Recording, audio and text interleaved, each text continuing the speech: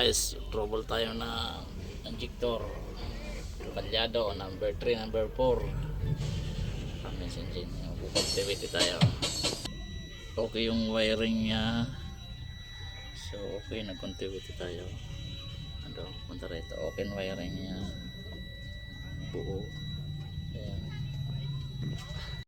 ito buo rin ang isa linya. Okay, so buo, wala siyang supply. So hanapin natin ang